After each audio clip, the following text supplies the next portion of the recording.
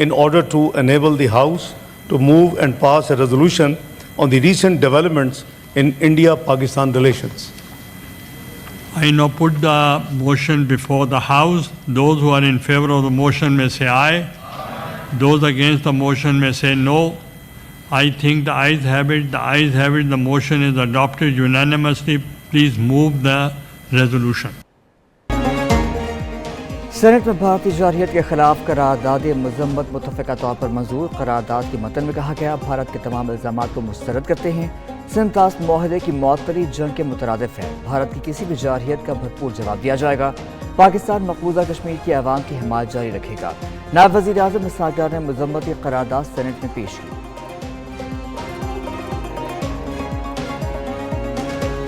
یہ پاکستان کی 24 کروڑ عوام کی لائف لائن ہے پانی، اور ہم نے اس کا پہلا فیصلہ جو کیا پاکستان نے کہ ہم نے اس کو ریجیکٹ کیا ہے اور کوشچن کیا ہے کہ ہم پھر جتنی بائی لیٹرل ٹریٹیز ہیں ہم بھی ان کو سسپینڈ یا ان ابینس کریں گے۔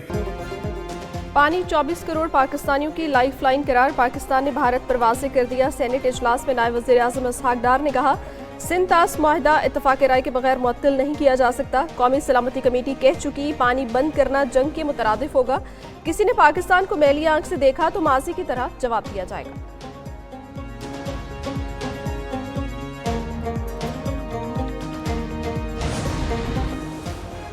کسی بھی جارحیت کا بھرپور جواب دیا جائے گا۔ نائب وزیر اعظم اسحاق ڈار کے سعودی اور ایرانی وزراء خارجہ سے ٹیلی فونک رابطے، ترجمان دفتر خارجہ کے مطابق فریقین کے درمیان علاقائی صورتحال پر تبادلہ خیال کیا گیا۔ اسحاق ڈار نے بھارتی یک طرفہ اقدامات پر قومی سلامتی کمیٹی کے فیصلوں سے آگاہ کیا۔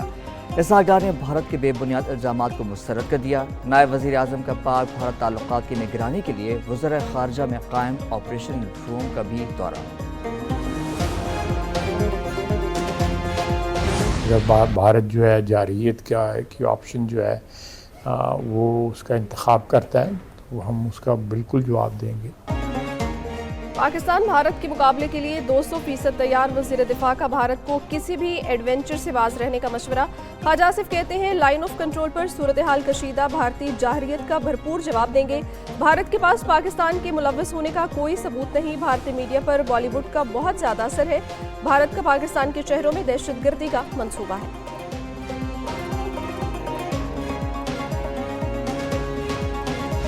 انوسینٹ ٹورسٹ اپنی جانوں سے ہاتھ دھو بیٹھے،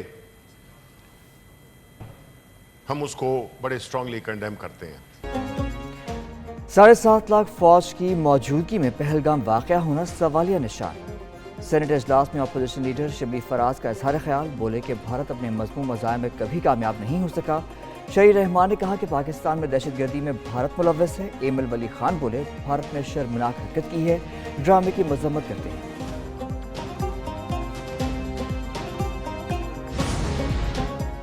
پہلگام فالس فلیگ واقعے کی ایف آئی آر نے حقائق سے پردہ اٹھا دیا۔ ایف آئی آر کے مطابق پہلگام حملہ 1:50 سے 2:20 تک جاری رہا۔ حیران کن طور پر صرف 10 منٹ میں ایف آئی آر درج ہوئی، 10 منٹ کے اندر مقدمے کا اندراج پہلے سے بنے بنائے منصوبے کا اشارہ ہے۔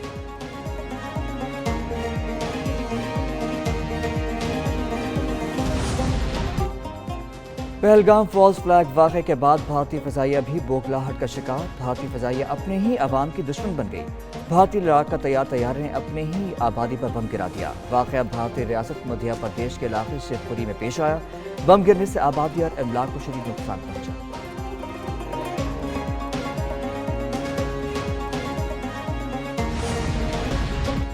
پاکستان کے خلاف ہتھیار نہیں اٹھا سکتے، سکھ فوجیوں نے مودی کے جنگی منصوبے کا حصہ بننے سے انکار کر دیا۔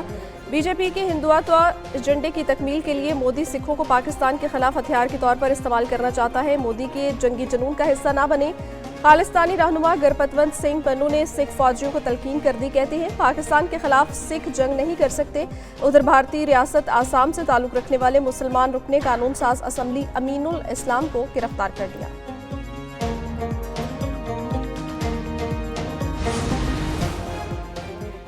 پاکستان ہائی کمیشن لندن کے باہر بھارتی انتہا پسند ہندوؤں کا احتجاجی مظاہرہ۔ برٹش پاکستانیوں کی طرف سے بھرپور قوت سے جوابی مظاہرہ، انتہا پسند ہندوؤں کے احتجاج کو زمین بوس کر دیا، ملی نغموں اور قومی ترانوں کی گونج سے بھرپور ملی یگانگت کا مظاہرہ۔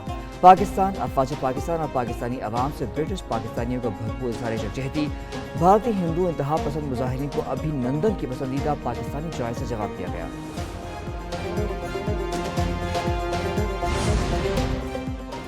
امریکہ کی پہلگام واقعے کی مذمت، بھارت کی جانب سے پاکستان پر عائد الزامات کا جواب دینے سے گریز۔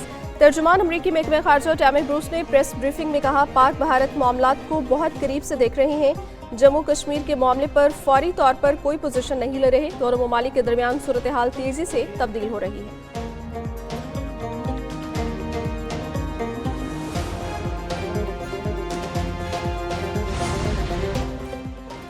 مودی سرکار کی ہر دھرمی بھارتی ایئر لائنز کے گڑے پڑ گئی، پروازوں کے اخراجات میں یومیہ کروڑوں کا اضافہ ہو گیا۔ بھارتی ایئر لائنز کو منزل پر پہنچنے کے لیے 2 گھنٹے اضافی وقت اور فیول بھی درکار ہوگا۔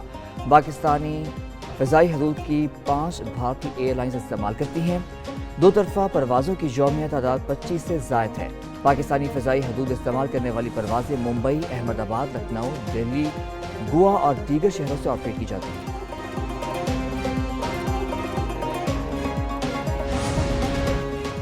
سیکیورٹی فورسز کا بنوں میں خفیہ اطلاع پر آپریشن، شدید فائرنگ کے تبادلے میں 6 خارج ہلاک، 4 زخمی ہو گئے۔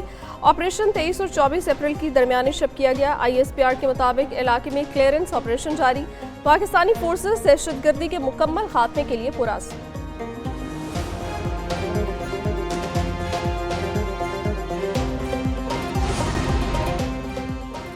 وزیراعظم شہباز شریف کی زیر صدارت PIA کی نشکاری پر جائزہ اجلاس، وزیراعظم کی PIA کی نشکاری میں شفافیت کو کلیدی اہمیت دینے کی ہدایت، وزیراعظم کی PIA کی نشکاری کے لیے روڈ شوز اور سرمایہ کاروں کو مکمل اعتماد میں لینے کی ہدایت۔ وزیراعظم شہباز شریف کا کہنا ہے کہ PIA سمیت تمام سرکاری کمپنیوں کی نشکاری ٹیلی ویژن پر نشر کی جائے۔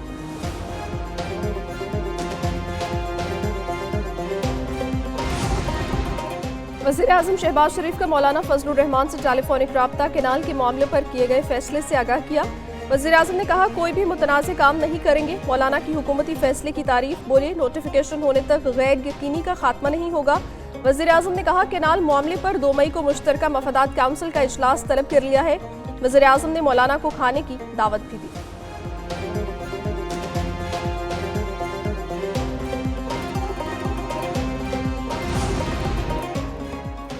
موسمیاتی تبدیلیاں پاکستان کے لیے سنگین خطرہ اور بقا کے لیے چیلنج قرار، وزیر خزانہ محمد اورنگزیب کا واشنگٹن میں اعلیٰ سطحی مکالمے سے خطاب، کہا کہ پاکستان لاس اینڈ ڈیمیج فنڈ کے قیام کے داعی ممالک میں سے ایک تھا۔ انہوں نے فنڈ کو جلد از جلد فعال کرنے کی ضرورت اجاگر کی۔ ادھر وزیر خزانہ محمد اورنگزیب کے دورہ امریکہ کے دوران صدر ایشیائی ترقیاتی بینک اور موڈیز کی ٹیم سے ملاقات، وزیر خزانہ نے اصلاحاتی ایجنڈے اور اقتصادی اشاروں میں بہتری سے آگاہ کیا۔ وزیر خزانہ کا ٹیرف پر امریکی انتظامیہ سے بات چیت جاری رکھنے کا عزم۔